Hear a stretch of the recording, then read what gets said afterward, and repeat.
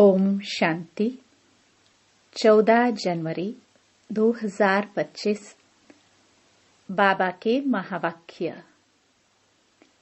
मीठे बच्चे, तुम्हारी नजर शरीरों पर नहीं जानी चाहिए।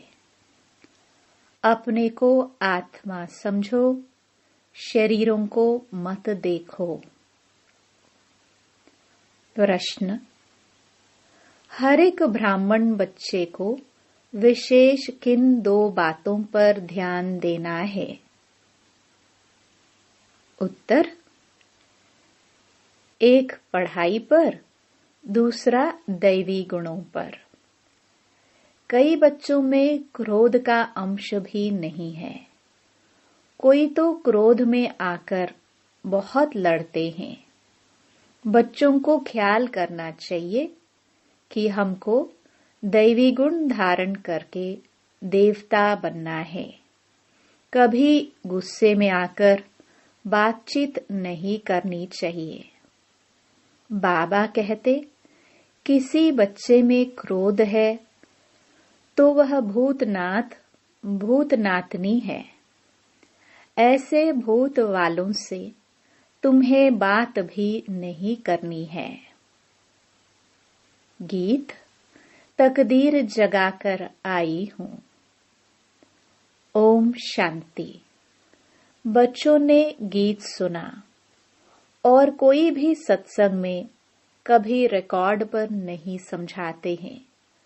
वहाँ शास्त्र सुनाते हैं।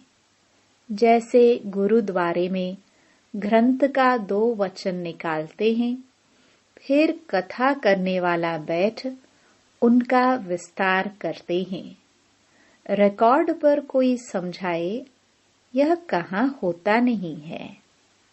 अब बाप समझाते हैं कि यह सब गीत हैं भक्ति मार्ग के। बच्चों को समझाया गया है, ज्ञान अलग चीज है जो एक निराकार शिव से मिल सकता है। इसको कहा जाता है रूहानी ज्ञान। ज्ञान तो बहुत प्रकार के होते हैं ना। कोई से पूछा जाएगा, यह गलीचा कैसे बनता है? तुमको ज्ञान है? हर चीज का ज्ञान होता है। वह है ही जिस्मानी बातें। बच्चे जानते हैं हम आत्माओं का रूहानी बाप वह एक है। उनका रूप दिखाई नहीं पड़ता है। उस निराकार का चित्र भी है सालिग्राम मिसल। उनको ही परमात्मा कहते हैं। उनको कहा ही जाता है निराकार। मनुष्य जैसा आकार नहीं है। हर वस्तु का आकार जरूर होता है। उन सब में छोटा आकार है आत्मा का। उनको कुदरत ही कहेंगे। आत्मा बहुत छोटी है जो इन आंखों से देखने में नहीं आती। तुम बच्चों को दिव्य दृष्टि मिलती है जिससे सब साक्षात्कार करते हो। जो पास्ट हो गए हैं उनको दिव्य दृष्टि से देखा जाता है। पहले नंबर में तो यह पास्ट हो गया है। अब फिर आए हैं तो उनका भी साक्षात्कार होता है बहुत सूक्ष्म। इससे समझ सकते हैं, सिवाय परमपिता परमात्मा के आत्मा का ज्ञान कोई दे नहीं सकता। मनुष्य आत्मा को यथार्थ रीति नहीं जानते, वैसे परमात्मा को भी यथार्थ रीति नहीं जान सकते। दुनिया में मनुष्यों की अनेक मत हैं। कोई कहते आत्मा परमात्मा में लीन हो जाती, कोई क्या कहते अभी तुम बच्चों ने जाना है, सो भी नंबरवार पुरुषार्थ अनुसार। सबकी बुद्धि में एक रस तो बैठ नहीं सकता। घड़ी घड़ी बुद्धि में भी बिठाना होता है। हम आत्मा है, आत्मा को ही 84 जन्मों का पाठ बजाना है। अब बाप कहते हैं, अपने को आत्मा समझ, मुझ परमपिता परमात्मा को जानो और याद करो। बाप कहते हैं, मैं इनमें प्रवेश कर तुम बच्चों को नॉलेज देता हूँ। तुम बच्चे अपने को आत्मा नहीं समझते हो, इसलिए तुम्हारी नजर इस शरीर पर चली जाती है। वास्तव में तुम्हारा इनसे कोई काम नहीं है। सर्व का सद्गति दाता तो वह शिव बाबा है। उनकी मत पर हम सबको सुख देते हैं। इनको भी अहंकार नहीं आता कि हम सबको सुख देते हैं। जो बाप को पूरा याद नहीं करते हैं, उनसे अवगुण निकलते नहीं हैं। अपने को आत्मा निश्चय नहीं करते हैं। मनुष्य तो न आत्मा को न परमात्मा को जानते हैं। सर्वव्यापी का ज्ञान भी भारतवासियों ने फैलाया है। तुम्हारे में भी जो सर्विसेबल बच्चे हैं वह समझते हैं, बाकी सब इतना नहीं समझते हैं। अगर बाप की पूरी पहचान बच्चों को हो तो बाप को याद करे, अपने में दैवी गुण धारण करे। शिव बाबा तुम बच्चों को समझाते हैं, यह है नई बातें। ब्राह्मण भी जरूर चाहिए। प्रजापिता ब्रह्मा की संतान कब होते हैं, यह दुनिया में किसको पता नहीं है। ब्राह्मण तो ढेर के ढेर हैं, परंतु वह है कुख वंशावली। वह कोई मुख वंशावली ब्रह्मा की संतान नहीं है। ब्रह्मा की संतान को तो ईश्वर बाप से वर्षा मिलता है। तुमको अब वर्षा मिल रहा है ना। तुम ब्राह्मण अलग हो, वो अलग हैं। तुम ब्राह्मण होते ही हो संगम पर, वह होते हैं द्वापर कलयुग में। यह संगम युगी ब्राह्मण ही अलग हैं। प्रजापिता ब्रह्मा के ढेर बच्चे हैं।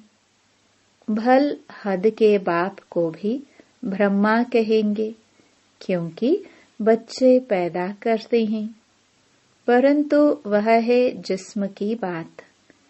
यह बाप तो कहेंगे, सब आत्माएं हमारे बच्चे हैं। तुम हो मीठे मीठे रूहानी बच्चे। यह किसको समझाना सहज है। शिव बाबा को अपना शरीर नहीं है। शिव जयंती मनाते हैं, परंतु उनका शरीर देखने में नहीं आता।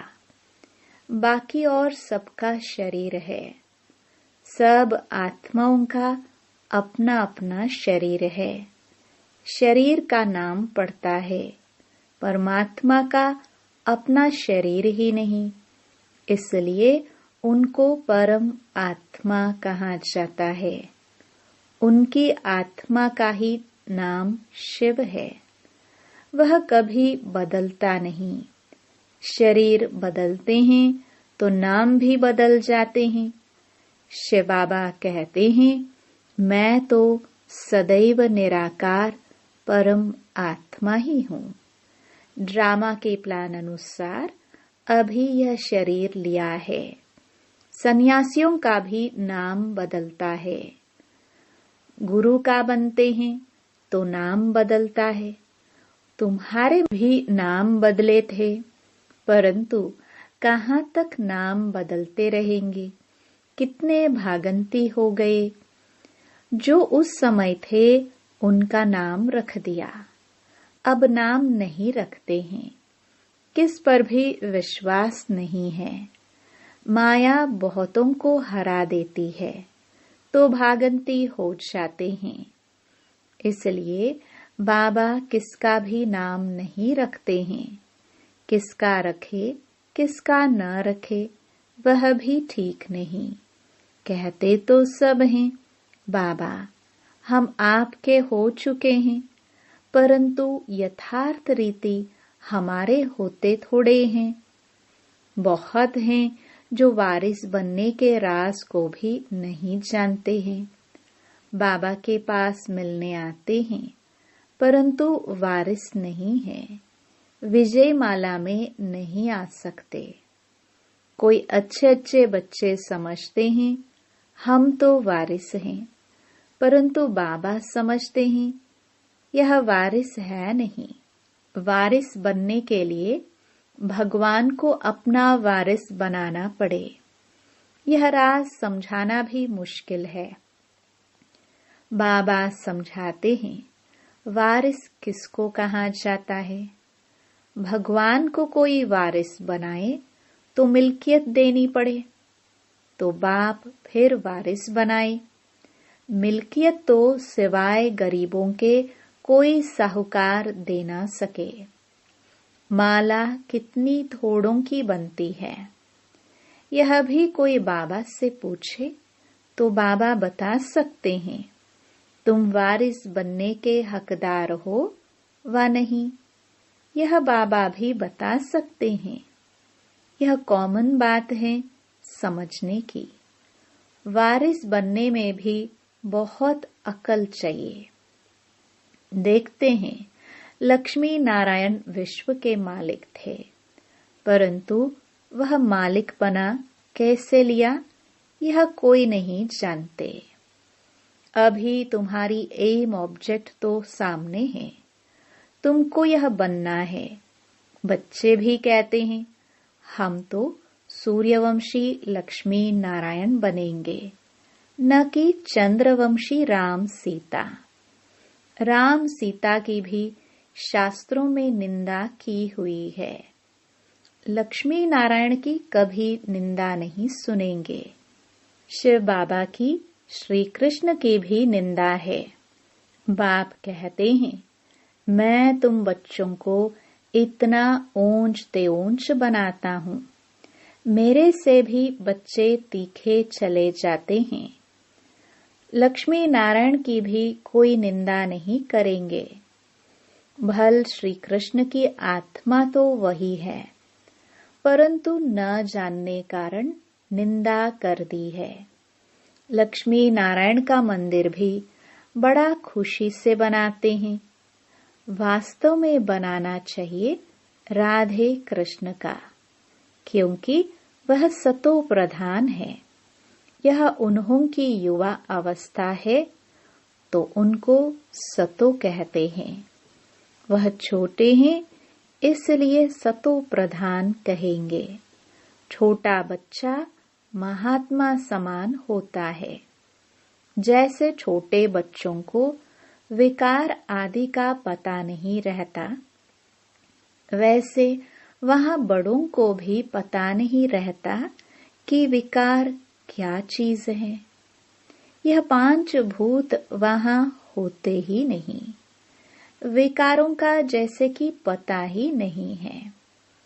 इस समय है ही रात। काम की चेष्टा भी रात को ही होती है। देवताएं हैं दिन में, तो काम की चेष्टा होती नहीं। विकार कोई होते नहीं। अभी रात में सब विकारी हैं। तुम जानते हो दिन होते ही हमारे सब विकार चले जाएंगे।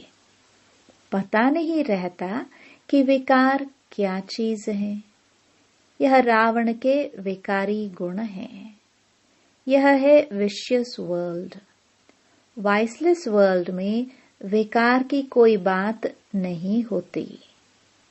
उनको कहा ही जाता है ईश्वरीय राज्य। अभी है आसुरी राज्य। यह कोई नहीं जानते।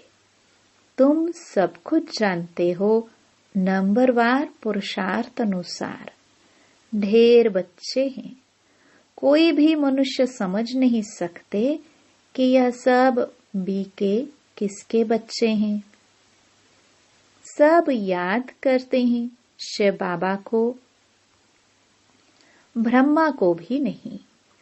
यह खुद कहते हैं, शिव बाबा को याद करो जिससे विकर्म विनाश होंगे, और कोई को भी याद करने से विकर्म विनाश नहीं होंगे। गीता में भी कहा है, मामेकम याद करो। श्री कृष्ण तो कह ना सके, वर्षा मिलता ही है निराकार बाप से। अपने को जब आत्मा समझे तब निराकार बाप को याद करे। मैं आत्मा हूँ, पहले यह पक्का निश्चय करना पड़े।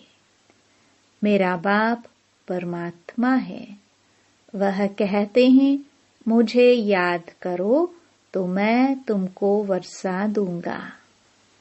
मैं सबको सुख देने वाला हूँ।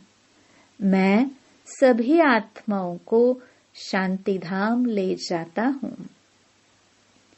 जिन्होंने कल्प पहले बाप से वर्षा लिया होगा वही आकर वर्षा लेंगे, ब्राह्मण बनेंगे। ब्राह्मणों में भी कुछ बच्चे पक्के हैं, मातेले भी बनेंगे, सौतेले भी बनेंगे। हम निराकार शिव बाबा की वंशावली हैं। जानते हैं बिरादरी कैसे बढ़ती जाती है। अभी ब्राह्मण बनने के बाद हमको वापस जाना है। सब आत्माएं शरीर छोड़कर वापस जानी हैं। पांडव और कौरव दोनों को शरीर छोड़ना है। तुम यह ज्ञान के संस्कार ले जाते हो, फिर उस अनुसार प्रारब्ध मिलती है। वह भी ड्रामा में नूंद है। फिर ज्ञान का पाठ खत्म हो जाता है। तुमको 84 जन्मों के बाद फिर ज्ञान मिला है। फिर यह ज्ञान प्राय लोप हो जाता है। तुम प्रारब्ध भोगते हो। वहां और कोई धर्म वालों के चित्र आदि नहीं रहते। तुम्हारे भक्ति मार्ग में भी चित्र रहते हैं। सतयुग में किसका चित्र आदि नहीं रहता। तुम्हारे चित्र ऑलराउंड भक्ति मार्ग में रहते हैं। तुम्हारे राज्य में और कोई का चित्र नहीं है। सिर्फ देवी देवता ही रहते हैं। इससे ही समझते हैं आदि सनातन देवी देवता ही हैं। पीछे सृष्टि बढ़ती जाती है। तुम बच्चों को यह ज्ञान सिमरण कर अतीन्द्रिय सुख में रहना है। बहुत पॉइंट्स हैं, परंतु बाबा समझते हैं माया घड़ी घड़ी भुला देती है। तो यह याद रहना चाहिए कि शिव बाबा हमको पढ़ा रहे हैं। वह है ऊंच ते ऊंच। हमको अब वापस घर जाना है। कितनी सहज बातें हैं। सारा मदार है याद पर। हमको देवता बनना है। दैवी गुण भी धारण करने हैं। 5 विकार हैं भूत। काम का भूत, क्रोध का भूत, देह अभिमान का भूत भी होता है। हाँ, कोई में जास्ती भूत होते हैं, कोई में कम। तुम ब्राह्मण बच्चों को पता है यह 5 बड़े भूत हैं। नंबर 1 है काम का भूत। सेकंड नंबर है क्रोध का भूत। कोई रफ डफ बोलता है तो बाप कहते हैं यह क्रोध ही है। यह भूत निकल जाना चाहिए, परंतु भूत निकलना बड़ा मुश्किल है। क्रोध 1-2 को दुख देता है। मोह में बहुतों को दुख नहीं होगा। जिसको मोह है उनको ही दुख होगा। इसलिए बाप समझाते हैं इन भूतों को भगाओ। हर बच्चे को विशेष पढ़ाई और दैवी गुणों पर अटेंशन देना है। कई बच्चों में तो क्रोध का अंश भी नहीं है। कोई तो क्रोध में आकर बहुत लड़ते हैं। बच्चों को ख्याल करना चाहिए, हमको दैवी गुण धारण कर देवता बनना है। कभी गुस्से से बात नहीं करनी चाहिए। कोई गुस्सा करता है तो समझो इनमें क्रोध का भूत है। वह जैसे भूतनाथ भूतनाथनी बन जाते हैं। ऐसे भूत वालों से कभी बात नहीं करनी चाहिए। एक ने क्रोध में आकर बात की, फिर दूसरे में भी भूत आ गया तो भूत आपस में लड़ पड़ेंगे। भूतनाथनी अक्षर बड़ा छी है। भूत की प्रवेशता नहीं हो जाए इसलिए मनुष्य किनारा करते हैं। भूत के सामने खड़ा भी नहीं होना चाहिए, नहीं तो प्रवेशता हो जाएगी। बाप आकर आसुरी गुण निकाल दैवी गुण धारण कराते हैं। बाप कहते हैं, मैं आया हूँ दैवी गुण धारण कराए देवता बनाने। बच्चे जानते हैं हम दैवी गुण धारण कर रहे हैं। देवताओं के चित्र भी सामने हैं। बाबा ने समझाया है, क्रोध वाले से एकदम किनारा कर लो। अपने को बचाने की युक्ति चाहिए। हमारे में क्रोध न आ जाए, नहीं तो 100 गुना पाप पड़ जाएगा। कितनी अच्छी समझानी बाप बच्चों को देते हैं। बच्चे भी समझते हैं। बाबा हूबहू कल्प पहले मुआफिक समझाते हैं। नंबरवार पुरुषार्थ अनुसार समझते ही रहेंगे। अपने ऊपर भी रहम करना है, दूसरे पर भी रहम करना है। कोई अपने ऊपर रहम नहीं करते, दूसरे पर करते हैं तो वह ऊंच चढ़ जाते हैं, खुद रह जाते हैं। खुद विकारों पर जीत पहनते नहीं, दूसरे को समझाते हैं, वह जीत पहन लेते हैं। ऐसे भी वंडर होता है। अच्छा, मीठे मीठे सिखिलदे बच्चों प्रति माता पिता बाप दादा का याद प्यार और गुड मॉर्निंग। रूहानी बाप की रूहानी बच्चों को नमस्ते। धारणा के लिए मुख्य सार। पहला, ज्ञान का सिमरण कर अतीन्द्रिय सुख में रहना है। किसी से भी रफ डफ बातचीत नहीं करनी है। कोई गुस्से से बात करे तो उससे किनारा कर लेना है।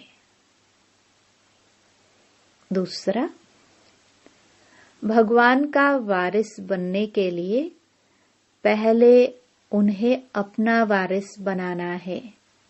समझदार बन अपना सब बाप हवाले कर ममत्व मिटा देना है। अपने ऊपर आपे ही रहम करना है। वरदान, साक्षी हो ऊंची स्टेज द्वारा सर्व आत्माओं को सकाश देने वाले बाप समान अव्यक्त फरिश्ता भव। चलते फिरते सदैव अपने को निराकार आत्मा और कर्म करते अव्यक्त फरिश्ता समझो तो सदा खुशी में ऊपर उड़ते रहेंगे।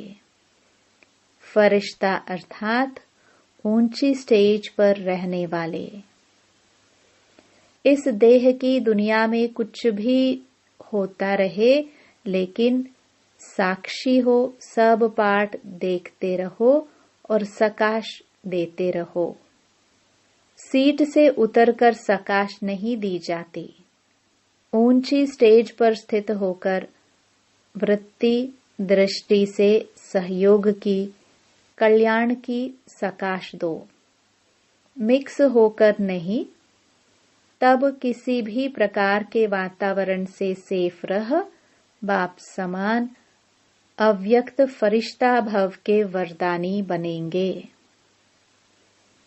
स्लोगन: याद बल द्वारा दुख को सुख में और अशांति को शांति में परिवर्तन करो।